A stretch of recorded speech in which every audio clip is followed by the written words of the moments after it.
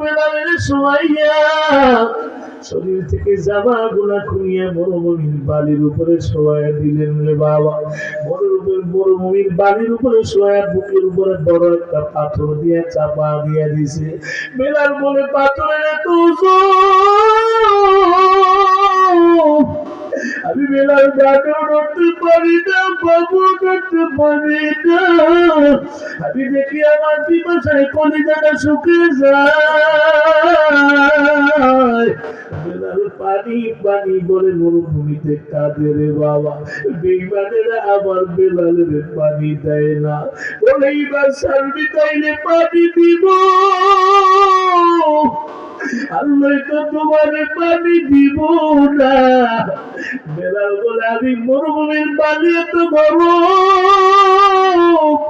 আমি তাকিয়ে দেখি আমার পিঠের ভিতরে এত বড় বড় টুসকা পইরা গেছে, টুসকা পইরা গেছে। আমার শরীর থেকে চবড়ি গুলা বাইর হয়ে যায়। একটা সময় বেলাল বেহুশ হয়ে গেল। বিকাল বেলা উমাইয়া বেলালের খবর নেওয়ার জন্য গেল রে বাবা। যা দেখে বেলালের হাত নড়ে না, পা নড়ে না, কোনো কথা নাই, কিন্তু জবানটা নড়তেছে, জবানটা নড়ে বাবা।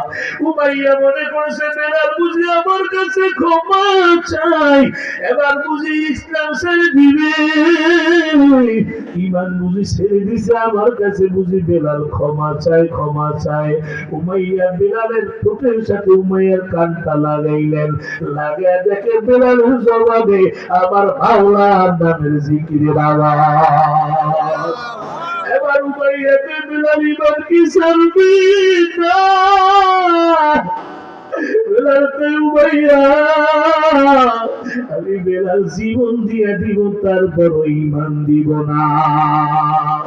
এবার উমাইয়া কি করলেন, কিছু যুবক ভাড়া করে আনলেন, যুবকদের হাতের মধ্যে একটা চাবুক দিয়ে দিল, এক একটা যুবক বেলালের মারার জন্য লাগিয়ে দিলেন রে বাবা। ওই যুবকেরা বেলালের মারে,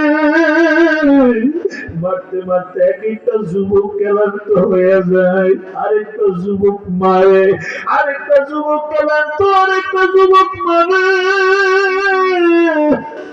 ভাই খাইতে খাইতে বেলাল বেহুশ। উমাইয়া এবার বেলালের খবর নেওয়ার জন্য গেল, দেখে বেলালের কোন